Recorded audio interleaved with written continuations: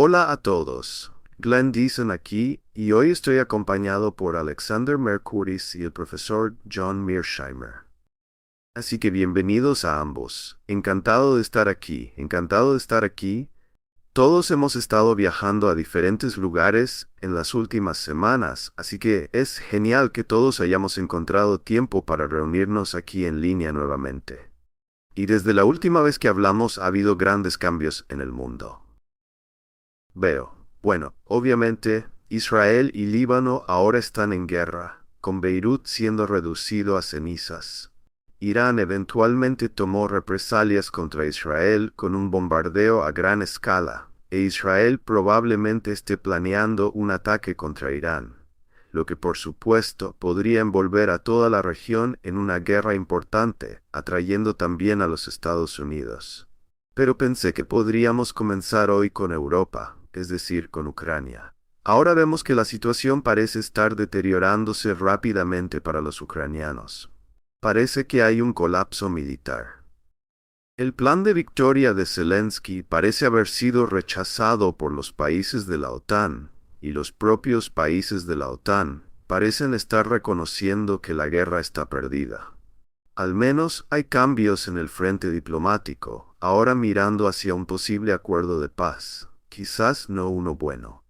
Pero Estados Unidos también parece estar, al menos, retirándose de la guerra al entregar algo de responsabilidad a los europeos. Y quizás hayan llegado al final de la escalera escalatoria, en lugar de atacar directamente a Rusia como alternativa. Así que como resultado, creo que posiblemente Zelensky está perdiendo el control y supongo que deberá o bien escalar de una manera radical o comenzar a hablar con Moscú. Así que pensé, sí, que podríamos comenzar allí. John, ¿cómo lees la situación en Ucrania? ¿Crees que nos estamos acercando al final de esta guerra o ves alguna posibilidad de que Ucrania pueda darle la vuelta a la situación?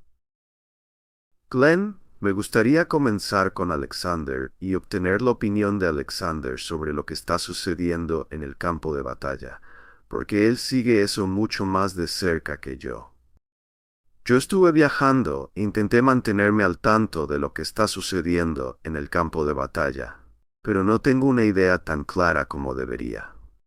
Así que me gustaría cederle la palabra a Alexander y dejar que él describa lo que cree que está sucediendo en el campo de batalla en estos días y hacia dónde nos dirigimos. Creo que el campo de batalla está evolucionando exactamente de la manera que todos anticipamos, en el sentido de que Ucrania sigue luchando, sigue resistiendo. Todavía es capaz de defenderse, pero con cada día que pasa, su capacidad para hacerlo está disminuyendo. Así que ahora tenemos grandes batallas en el sur del Donbass, donde los rusos están en el proceso de capturar todo tipo de pueblos importantes. Selidov, Kramatorsk. Los rusos han entrado en ambos en los últimos días. Están a punto de sitiar un lugar llamado Bucha en el centro de Ucrania, en la zona donde ya sabes, lugares como Toretsk, Chasiv Yar y otras áreas fortificadas. Nuevamente, los rusos están rompiendo gradualmente esas líneas. Y creo que la mayoría de las personas ahora aceptan que la contraofensiva ha fracasado terriblemente, que las fuerzas ucranianas también están siendo desgastadas allí.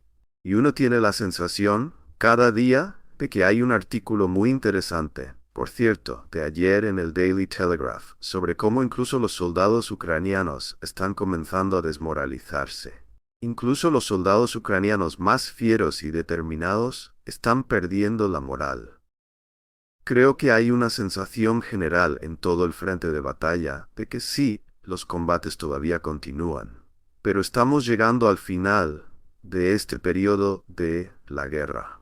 Este periodo muy largo de guerra de asedio estática esencialmente, donde el peso del poder ruso se está volviendo simplemente demasiado fuerte, y los ucranianos simplemente no pueden resistir de la manera en que lo han estado haciendo por mucho más tiempo.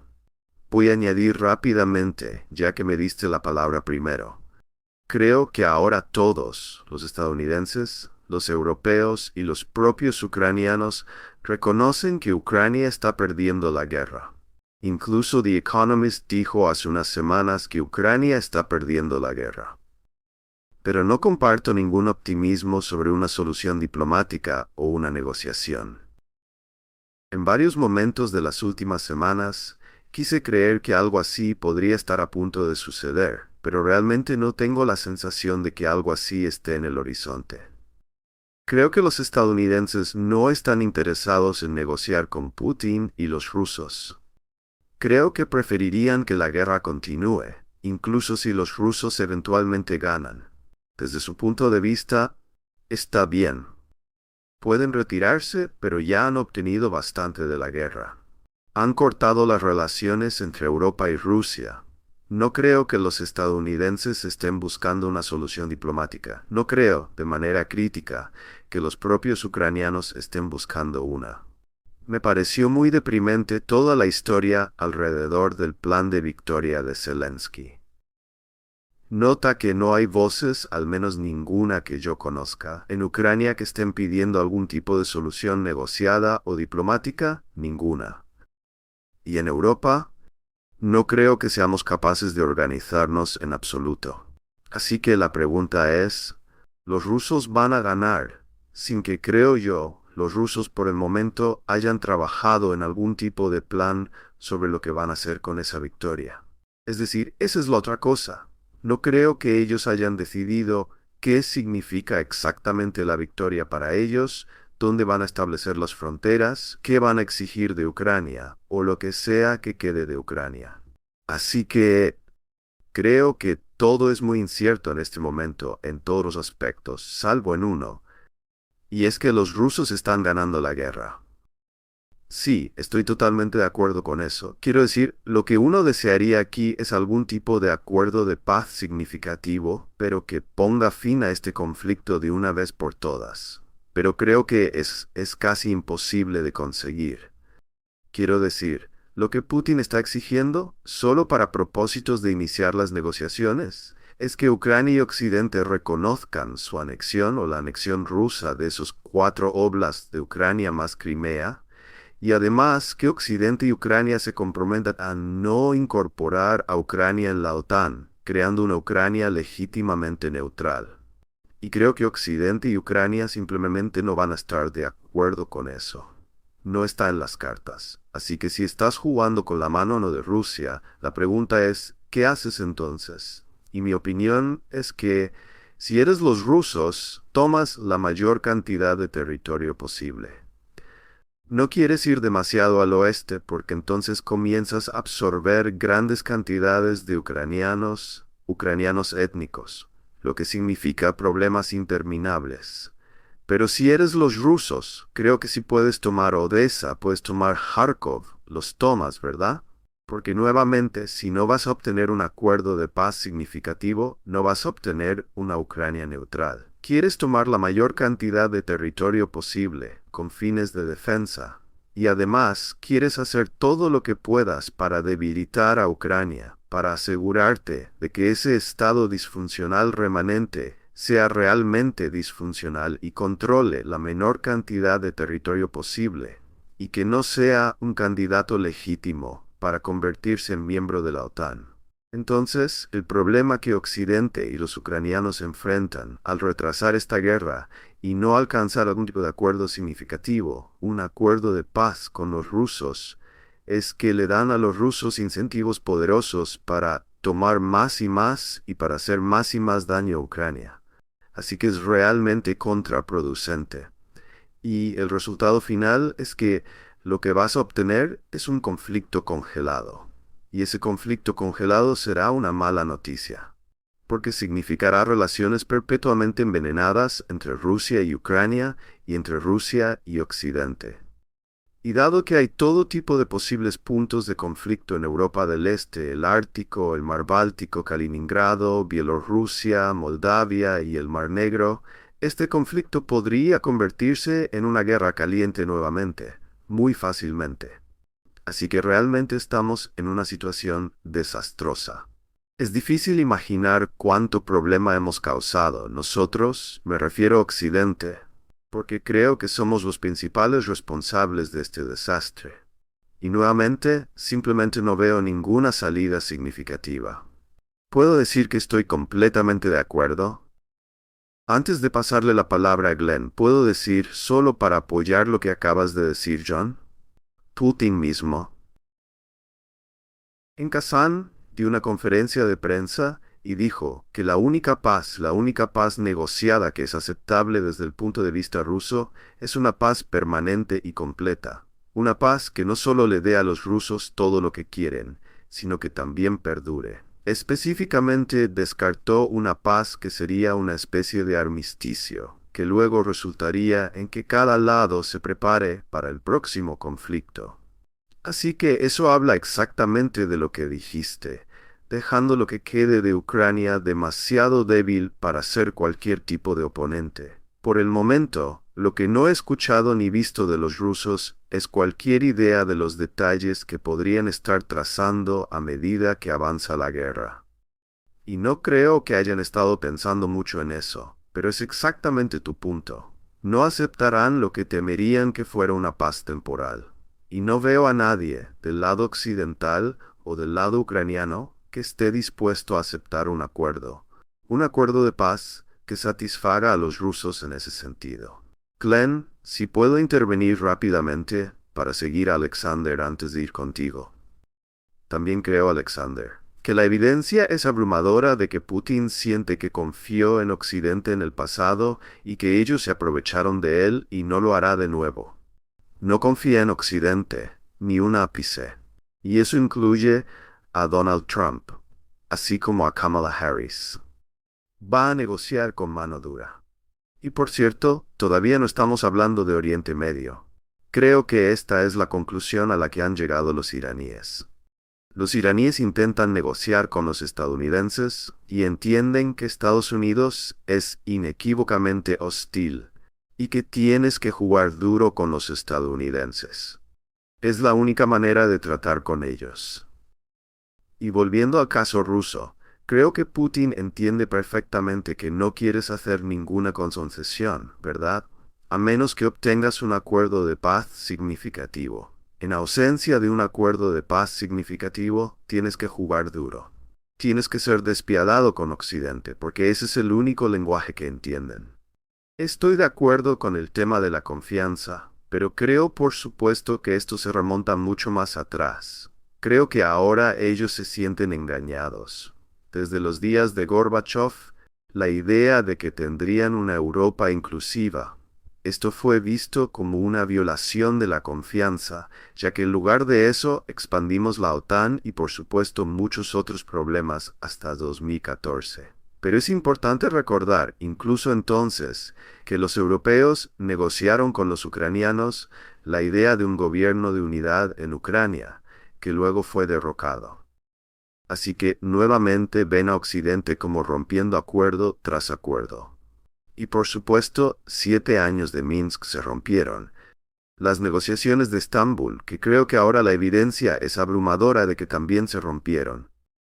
Así que no es difícil entender por qué serían desconfiados. Porque en Occidente hablamos bastante abiertamente sobre lo que queremos de una paz.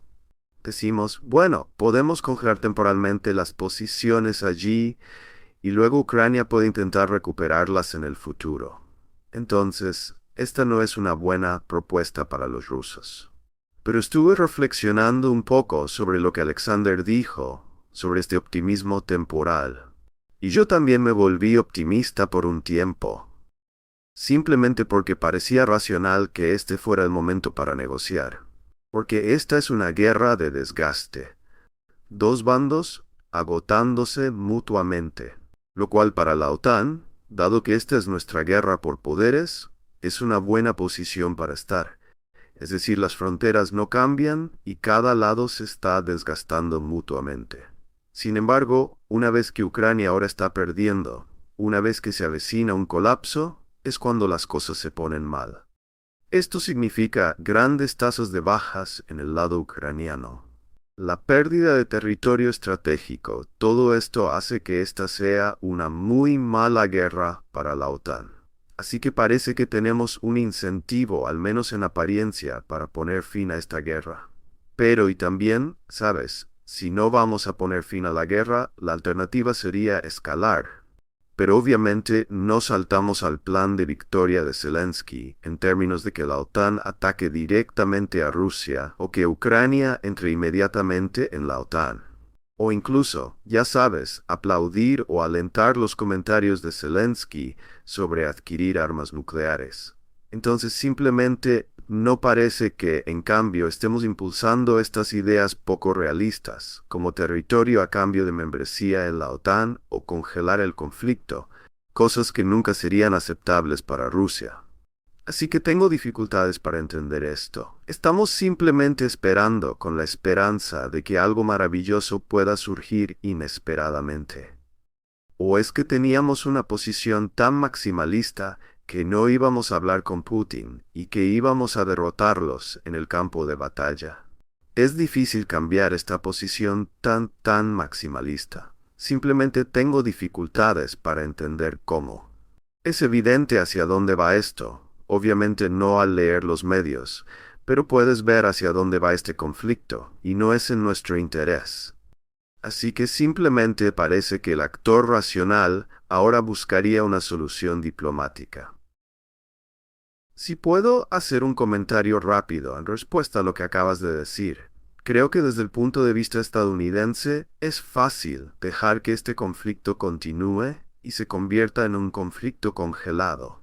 En parte porque los estadounidenses no están muriendo, número 1, y número 2, creo que los estadounidenses creen que pueden pasar la carga a los europeos. Creo que si miras lo que está sucediendo ahora, los estadounidenses piensan que los europeos deberían asumir el mayor esfuerzo en lo que respecta a Ucrania, y por lo tanto, los europeos pagarán las cuentas y apoyarán a Ucrania. Y Estados Unidos no tiene que hacer tanto como lo hacía antes. Así que, si tienes ese cálculo en mente, ¿por qué presionar para llegar a un acuerdo de paz? Simplemente continúa desgastando a los rusos, que por supuesto es lo que los estadounidenses piensan que está sucediendo. Creo que eso es correcto. El rompecabezas para mí siempre es Europa. Y ya sabes, Glenn estaba hablando de racionalidad, pero hace mucho tiempo que dejé de intentar explicar la política europea, especialmente de una manera racional. Quiero decir, nunca ha sido racional con respecto a Ucrania, al menos desde mi punto de vista. Quiero decir, uno habría pensado, si miramos esto desde una perspectiva alemana, por ejemplo, dado lo importantes que se habían vuelto las relaciones económicas entre Alemania y Rusia, dado lo importante que sería para todos los europeos preservar la paz en Europa, que siempre habrían sabido que, dado como los rusos se sienten respecto a Ucrania y la importancia en términos de seguridad que tiene para ellos Ucrania, los propios europeos entenderían que debes andar con cuidado en un lugar como Ucrania. Pero no lo hicieron, no lo han hecho, y continúan apoyando a Ucrania. Y realmente no veo que dentro de las fuerzas dominantes en Europa haya alguna disposición a cambiar. Creo que hay algo más, en realidad, que son las actitudes hacia el propio Putin. Los europeos, los líderes europeos, ciertamente en Gran Bretaña, y estoy seguro de que esto es cierto en gran parte de Europa, han desarrollado ahora una especie de sentimiento emocional hacia Putin como persona. Un desprecio por él que está nublando todo juicio, y encuentran imposible sentarse a negociar con él. Si eso cambiará cuando eventualmente deje el escenario y alguien lo reemplace, no lo sé. Pero he escuchado esto de personas dentro del gobierno británico. Realmente no pueden. Quiero decir, realmente lo odian. Quiero decir, no sé hasta qué punto lo entienden, pero hay este sentimiento general de que simplemente no negocias con este hombre. Y esto está creando enormes problemas. Solo un par de puntos. Creo que es muy importante entender que los europeos entendieron desde el principio que la expansión de la OTAN hacia Ucrania sería desastrosa. Si retrocedes a la cumbre de la OTAN de abril de 2008, donde se tomó la decisión inicial de incluir a Ucrania en la OTAN, tanto Sarkozy como Merkel, quienes eran los jefes de Francia y Alemania respectivamente en ese momento, se opusieron categóricamente a hacerlo. Es muy importante entender eso. Merkel ha dicho posteriormente que se oponía a incluir a Ucrania en la OTAN porque entendía que Putin lo interpretaría como una declaración de guerra. Esta es una declaración realmente notable. Si creías eso y aún así seguiste adelante, te dices a ti mismo, ¿en qué estaba pensando? Esto me lleva a mi segundo punto.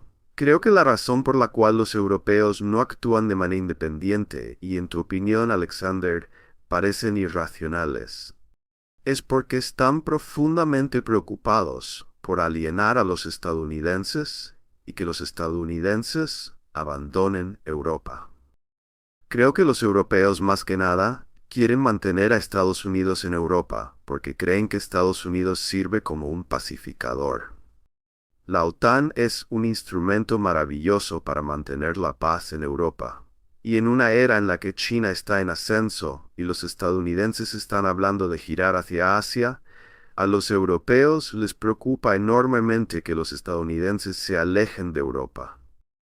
Entonces, si los estadounidenses quieren algo, los europeos casi siempre se someten a ellos. Y creo que esto explica lo que sucedió en abril de 2008, y ciertamente creo que es lo que está sucediendo hoy. Así que los europeos están persiguiendo estas políticas y lo han estado haciendo durante bastante tiempo, que claramente no son en su propio interés. Mi último punto tiene que ver con el odio hacia Putin. Por supuesto, este es un fenómeno de larga data en Estados Unidos. La rusofobia aquí está completamente descontrolada. Y en el centro de esa rusofobia está el odio hacia Putin, equiparándolo con Adolf Hitler y así sucesivamente. Creo que hay una variedad de razones para ello.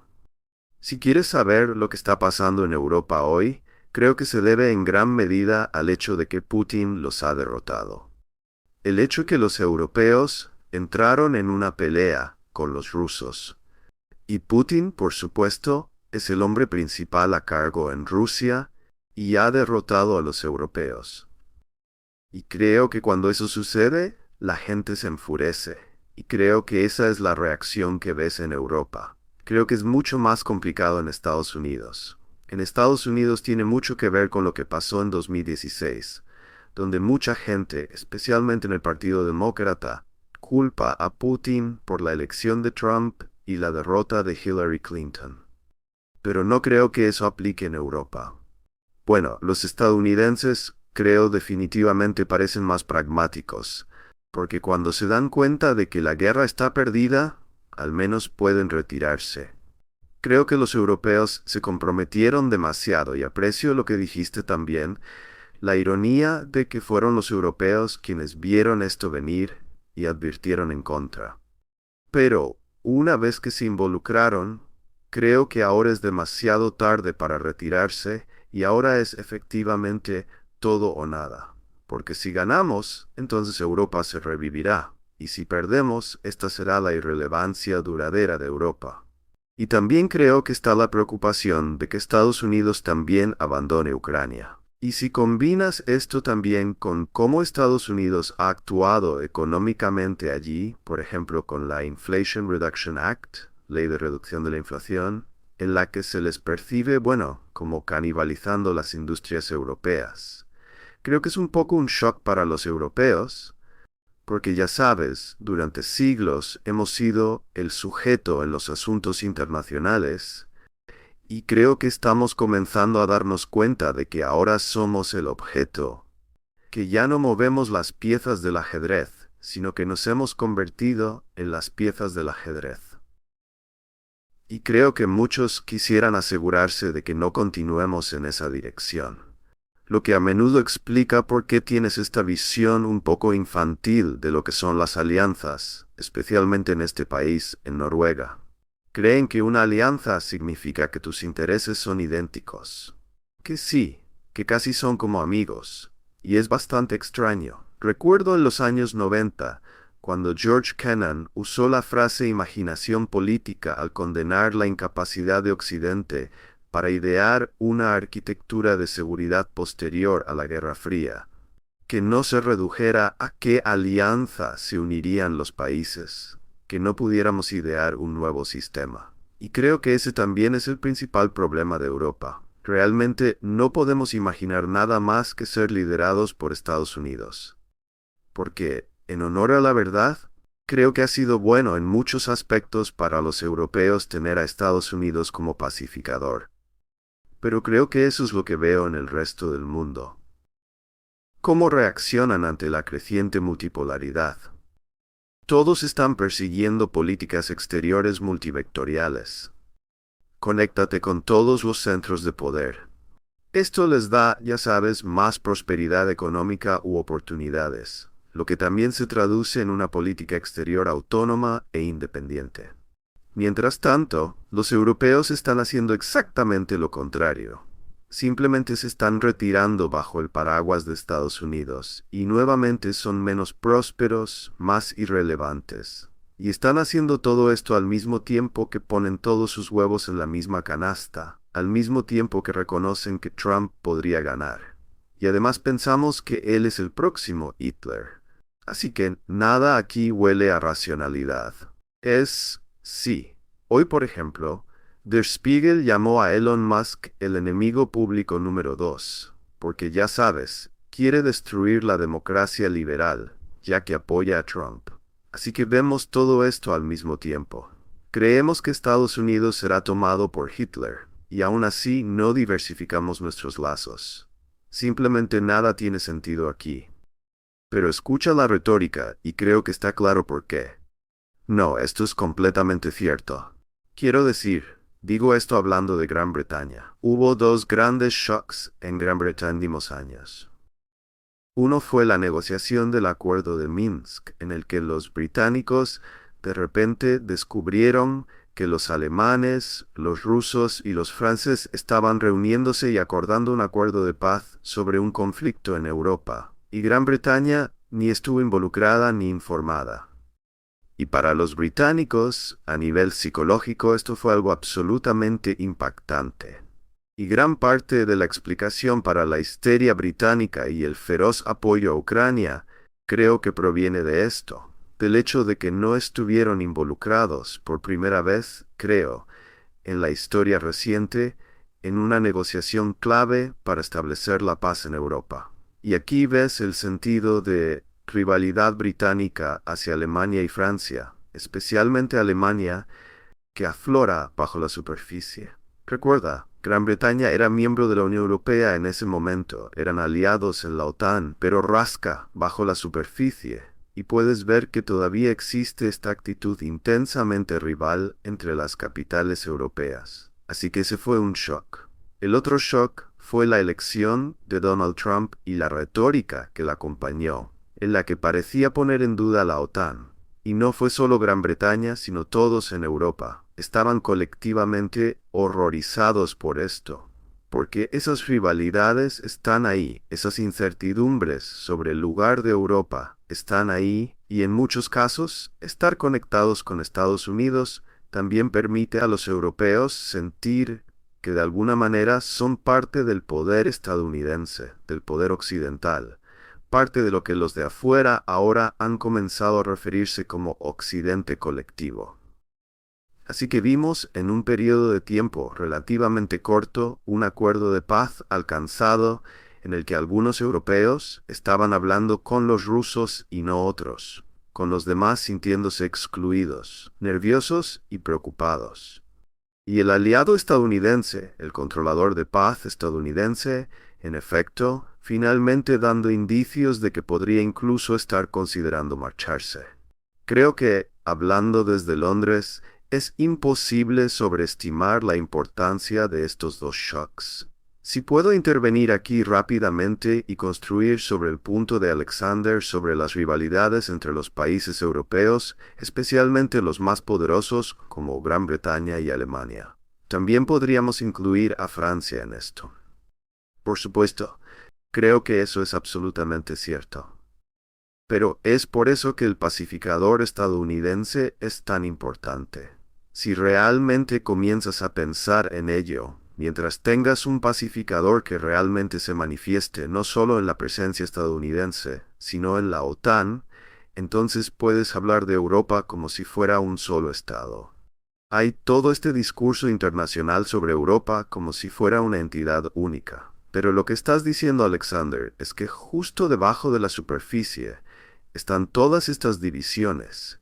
Y si quitas el pacificador, si quitas a Estados Unidos, esas diferencias saldrían a la luz. Y entonces lidiar con Ucrania sería un tema mucho más complicado. Mantener la paz en Europa sería un tema mucho más complicado. Y creo que las élites europeas, todas sin excepción, entienden esto por completo. Y esa es la razón principal por la que todavía están comprometidas a hacer lo que los estadounidenses quieren. Aunque ahora se está volviendo claro que eso no es necesariamente en el interés de Europa en general, ni de esos estados particulares en sí mismos. Si puedo decir rápidamente, había escuchado de varias personas sobre el shock británico por el Acuerdo de Minsk, pero Glenn Deason y yo hemos hecho programas con el diplomático británico Ian Proud, quien estaba en el Ministerio de Relaciones Exteriores británico en ese momento, y él ha confirmado esto públicamente, que los británicos estaban profundamente horrorizados por el Acuerdo de Minsk. Y nuevamente, en última instancia, cuando te preguntas por qué sucede esto, se trata de estos miedos ancestrales perennes. Alemania y Francia trabajando juntas, Alemania y Rusia trabajando juntas, quién sabe estas cosas. Siempre están ahí, justo debajo de la superficie, y siempre tienen la posibilidad de salir a la luz. Y ciertamente, en el gobierno británico, que es el que mejor conozco, esa es la razón por la que los británicos, cuyo poder ya es algo mucho más reducido, están tan nerviosos por, ya sabes, que los estadounidenses se vayan de Europa. Recuerdo que en un momento apareció un artículo en un periódico británico. Creo que fue poco después de que Trump fuera elegido, y decía que sentían que los estadounidenses estaban comportándose hacia los británicos como lo hizo el emperador romano, quien les dijo a los pueblos británicos que a partir de ese momento debían encargarse de su propia defensa. Justo antes, ya sabes, de que llegara la Edad Oscura. Era esta actitud hacia los estadounidenses, que los necesitamos, así como los antiguos británicos necesitaban a los romanos. Porque sin los estadounidenses todo se desmoronaría. Creo que parte de esto se remonta al sistema continental napoleónico. Este temor de que Europa comience a organizarse de manera independiente y se corte de, ya sabes, de los británicos. Pero ves preocupaciones similares desde Europa continental, porque como mencioné antes, como dijo John, cuando los Estados Unidos anuncian abiertamente que están pivotando hacia Asia, con ahora menos recursos y nuevamente enfoque y prioridad en el este, pensarías que entonces el principal impulso en Europa sería, tenemos que empezar a organizar nuestro propio vecindario y conectarnos con otros. Así que nuevamente, como dije antes, diversificarse, aprender a trabajar con los chinos, los rusos. Pero en cambio vemos exactamente lo contrario. Vemos este impulso de que ahora tenemos que aumentar nuestro propio valor para los estadounidenses para que no nos dejen. Así que hagamos lo que se nos dice. Pero creo que la ironía es que aunque Europa no es una sola entidad, se vuelve mucho más débil. Y lo que al menos hace que parezca que puede actuar como una entidad es a través de la Unión Europea. Pero lo que hizo que la UE tuviera éxito fue su capacidad para entregar beneficios a los Estados miembros, es decir, poder de negociación colectiva que se manifestó en acuerdos comerciales favorables e influencia política. Pero ahora vemos que los beneficios están desapareciendo lentamente y los costos están creciendo. Están imponiéndose, limitando, ya sabes, las oportunidades económicas de algunos Estados miembros, especialmente al desconectarse de Rusia. Están castigando a países como Hungría o Eslovaquia por intentar llevarse bien con los rusos. Y a medida que este equilibrio entre costos y beneficios de la UE disminuye, creo que la capacidad de los europeos para actuar como una entidad cohesiva también disminuirá aún más. Pero sí, no estoy seguro si ustedes dos tienen alguna visión optimista sobre el futuro de Europa como una entidad. Solo diría muy rápidamente, para construir sobre lo que estabas diciendo, Glenn. Creo que un gran tema hacia adelante será el comercio europeo con China. Las economías europeas, especialmente la economía alemana, están en problemas, y ya no hay muchas relaciones económicas entre Rusia y Europa como las había antes. Y no hay mucha esperanza de que esa situación cambie. Entonces, si eres europeo, tienes un interés profundamente arraigado en mantener un gran nivel de intercambio económico con China, y los estadounidenses no quieren eso, ciertamente cuando se trata de comercio que involucra tecnología avanzada o de punta. Así que los estadounidenses van a presionar muy fuertemente a los europeos para que no comercien mucho con China. Y al mismo tiempo, los europeos tendrán incentivos muy poderosos para comerciar con China, porque en mi opinión, China de ninguna manera representa una amenaza para Europa. Quiero decir, desde un punto de vista de seguridad, simplemente no importa. Así que los europeos tienen un interés creado en maximizar su comercio con los chinos, para hacer todo lo posible por aumentar la prosperidad o enderezar económicamente el rumbo en sus propios países. Pero a los estadounidenses no les gustará eso, así que será muy interesante ver cómo se desarrolla esto con el tiempo. ¿Puedo decir algo? Quiero decir, si estuviera en alguna posición para asesorar a los líderes europeos, el consejo que les daría es, sí, es importante para ustedes mantener a los estadounidenses aquí en Europa, hasta cierto punto, pero es aún más importante asegurar la paz europea. Necesitan paz en Europa. No quieren el escenario que John describió al comienzo del programa, en el que tenemos un conflicto congelado permanente. Rusia tiene el control de toda la Ucrania útil, la costa del Mar Negro, todos esos lugares. Tenemos una enorme área que incluye Moldavia, donde las elecciones acaban de ocurrir y es probable que ya vayan a ser impugnadas. No queremos preocuparnos por lo que está pasando en lugares como Kaliningrado y todo eso. Así que necesitamos asegurar paz en Europa, y eso significa un buen tratado con Rusia, como lo hizo Bismarck. ¿No fue Bismarck quien dijo que el secreto de la política es un buen tratado con Rusia? Hazlo. Resuélvelo. Y una vez que tengas un buen tratado con Rusia, paz en Europa, entonces también puedes arreglar las cosas con los estadounidenses. Porque no estoy convencido de que los estadounidenses quieran abandonar Europa por una cosa.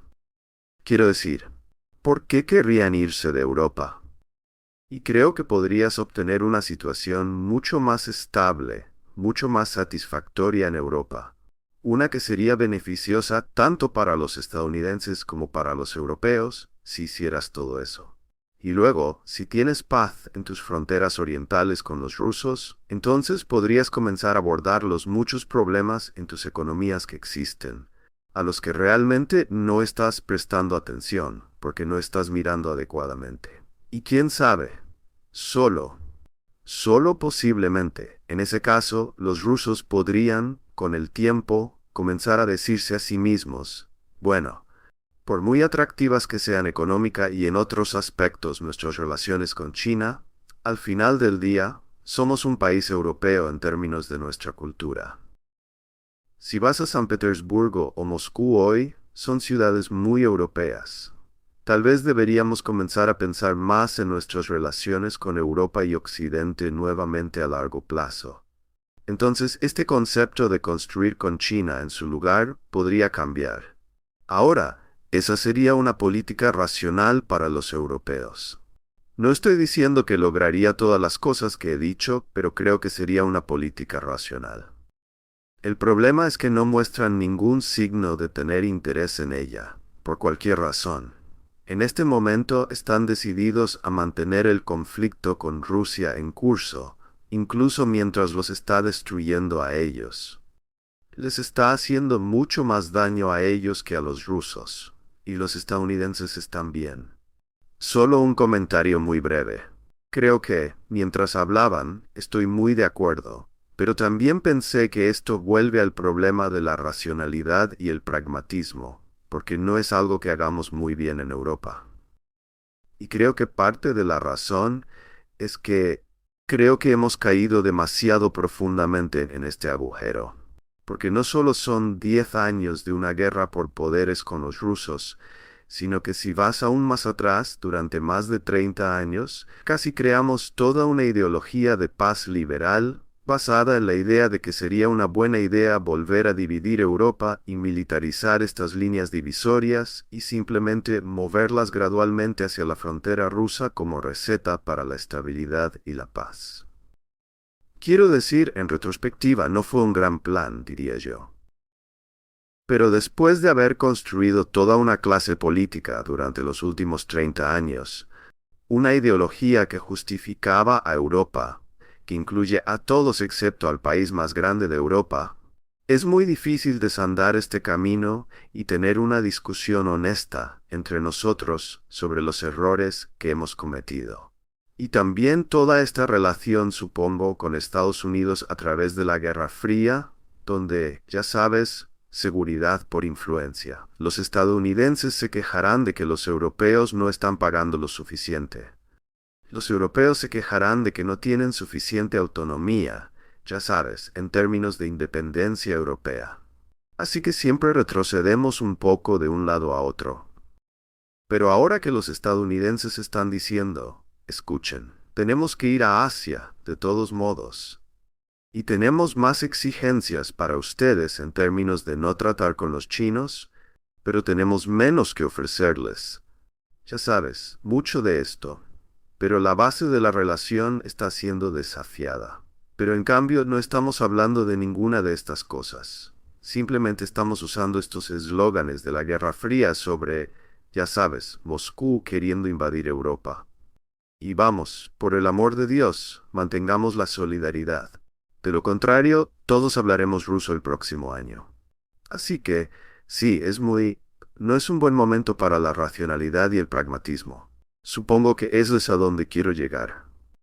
Realmente me gusta tu retórica sobre construir una clase política y una ideología durante los últimos 30 años que hace que sea muy importante, muy difícil tener un discurso inteligente. Deberías escribir un artículo sobre eso, porque es un tema muy importante. No hay duda de que Occidente ha hecho grandes esfuerzos para cultivar una élite que tiene una visión simple del mundo y no permite disenso, y eso nos ha metido en un montón de problemas y hace que sea muy difícil pensar con claridad hoy en día. Es realmente lo que pasó. Toda esta discusión me hace pensar que si no se hubiera tomado la decisión en abril de 2008 de expandir la OTAN hacia Ucrania, la situación en Europa hoy y la situación en cuanto a las relaciones entre Europa y Rusia serían fundamentalmente diferentes, y básicamente tendríamos una Europa en paz. No sería perfecta armonía ni nada por el estilo, porque nunca se obtiene algo así, pero las relaciones entre los estados de Europa y las relaciones entre Rusia y los estados de Europa serían fundamentalmente diferentes. Esto fue un error catastrófico, esta decisión de abril de 2008. Y nuevamente Sarkozy y Merkel entendieron esto. Los europeos entendieron esto. No había una gran demanda dentro de Ucrania para formar parte de la OTAN. Fue impulsado por los estadounidenses. Fue impulsado por George W. Bush y Condoleezza Rice. Ellos son principalmente responsables de esta decisión catastrófica. Y aquí estamos hablando de hacia dónde vamos en el futuro. Y nuestra visión básica es que no hay una solución real para esto, al menos plausible de implementar. Esta es una situación trágica, simplemente difícil de creer. Y nuevamente, Glenn, creo que mucho de esto tiene que ver con tu punto sobre el hecho de que hemos desarrollado esta clase política y esta ideología, ya sabes, que no puedes cuestionar y ni siquiera salir del punto de partida, mucho menos llegar a primera base. Para usar una metáfora estadounidense en esto, es simplemente asombroso. Estoy completamente de acuerdo con la decisión de 2008. Creo que fue la decisión más desastrosa tomada en cualquier punto de los asuntos europeos desde el final de la Segunda Guerra Mundial. Fue completamente mal concebida. Y me temo que fue muy típica de Merkel, porque por un lado siempre fue alguien que, ya sabes, sabía, era extremadamente inteligente, una líder política muy sofisticada, pero nunca fue alguien que tomara una posición categórica cuando sentía que eso sería en absoluto controvertido o podría causar problemas, especialmente con los estadounidenses. Y creo que falló. Creo que falló a Europa y falló a Alemania en un momento crítico. Y estamos donde estamos. Solo para añadir una cosa más a lo que acabas de decir sobre la tragedia de esto, los rusos también están atados a esta tragedia, porque, sí, van a tener la euforia y el éxito de una victoria en una guerra, pero desde su punto de vista será una guerra que traerá frutos amargos, porque ahora están en un conflicto con Europa, en el que absolutamente no querían estar. Invirtieron enormemente en una buena relación con Europa, tanto psicológica como materialmente. Ahora tendrán tensión permanente en su frontera occidental, algo que querían evitar con todas sus fuerzas. También tendrán que pensar en qué van a hacer con Ucrania, y eso será un problema muy complicado de navegar. Y repito nuevamente, no estoy seguro de que siquiera estén pensando en eso todavía. No creo que si hay un plan en Moscú sobre qué hacer con Ucrania, yo no sé cuál es. Así que será una victoria que no estoy diciendo que llegarán a lamentar, pero será una victoria que habría sido mucho mejor para ellos si no hubieran tenido la guerra que llevó a ella. Y que los pondrá en una posición peor de la que habrían estado si este conflicto nunca hubiera ocurrido. Creo que, adelante. No solo quiero decir que creo que ese es un excelente punto. Ya sabes, si todos pudiéramos regresar a 2014, antes del golpe, Europa, Rusia y especialmente Ucrania, creo que todos estarían mucho mejor, como dijo el ex embajador británico en Rusia en 2020, quien hizo este punto. Él dijo, ya sabes, esto fue una idea tan mala que en sus palabras, si quieres una guerra con Rusia, esta es la mejor manera de hacerlo.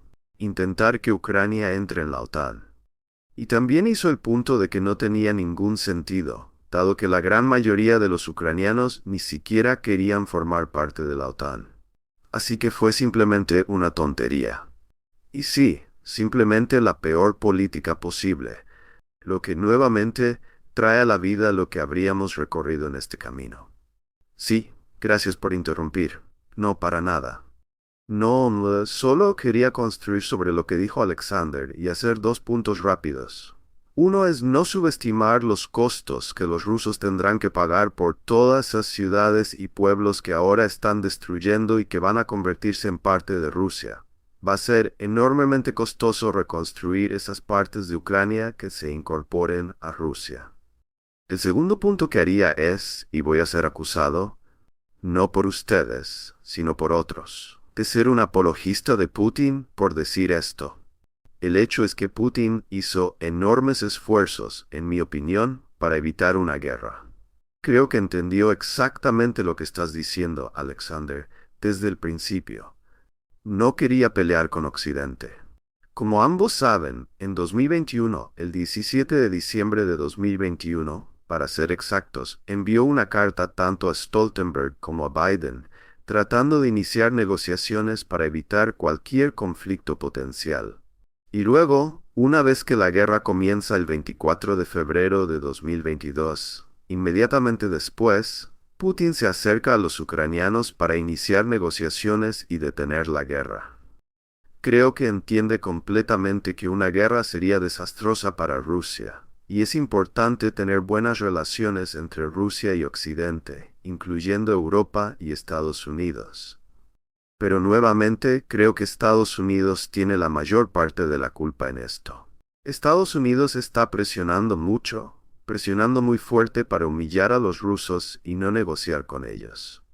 Creo que, en muchos sentidos, la administración Biden es tan mala, si no peor, que la administración de Bush, la administración de George W. Bush.